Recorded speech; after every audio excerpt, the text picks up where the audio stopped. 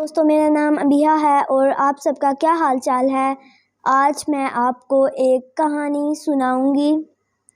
ایک سوداگر تھا جو اپنے دوست کے گھر ایک سومن لوہا رکھوا کے گیا تھا امانت میں۔ وہ کسی تاجر کے کام سے گیا تھا اور وہ کہہ کے گیا تھا کہ تم یہ میرا سومن لوہا اپنے پاس امانت رکھو۔ جب تاجر کام سے واپس آیا تو اس نے سوچا کہ میرا سومن لوہا تو اپنے دوست کے پاس ہے، میں اس سے اپنا سومن لوہا لے آتا ہوں۔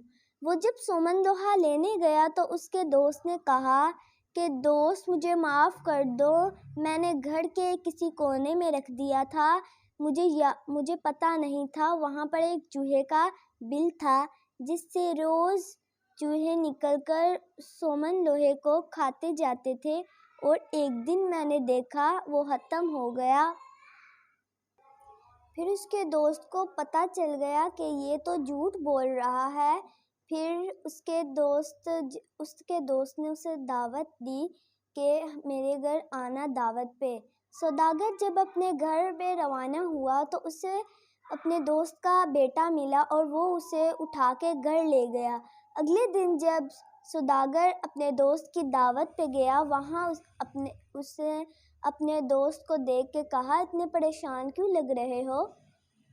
دوست نے کہا کہ میرا بیٹا جو ہے وہ کل سے مل رہا نہیں ہے، بہت تلاش کیا لیکن وہ ملا نہیں ہے۔ پھر اس سوداگر نے کہا کہ میں جب گھر جا رہا تھا مجھے تمہارا بچہ ملا تھا، وہاں ایک چیل تمہارے بچے کو اٹھا کے لے کے جا رہی تھی۔ تو پھر اس کے دوست نے کہا کہ اے بے وقوف، کبھی چیل بھی بچے کو اٹھا کے لے کے گئی ہے؟ اگر سومن لوہا چوہے کھا سکتے ہیں اس شہر میں، کیا تعجب اس شہر میں کیا چیل بچے کو اٹھا کے لے کے نہیں جا سکتی؟ اس کے دوست سمجھ گیا کہ یہ تو سمجھ گیا ہے میری بات۔ اس کے دوست نے کہا پریشان مت ہو، میں تمہارا سومن لوہا تمہیں لوٹا دوں گا۔ اور اس سوداگر نے کہا کہ میں بھی تمہارا بچہ تمہیں لوٹا دوں گا۔ بچوں، اس کہانی سے ہمیں یہ سبق ملتا ہے کہ امانت میں خیانت ہمیں کبھی نہیں کرنی چاہیے۔ اللہ حافظ۔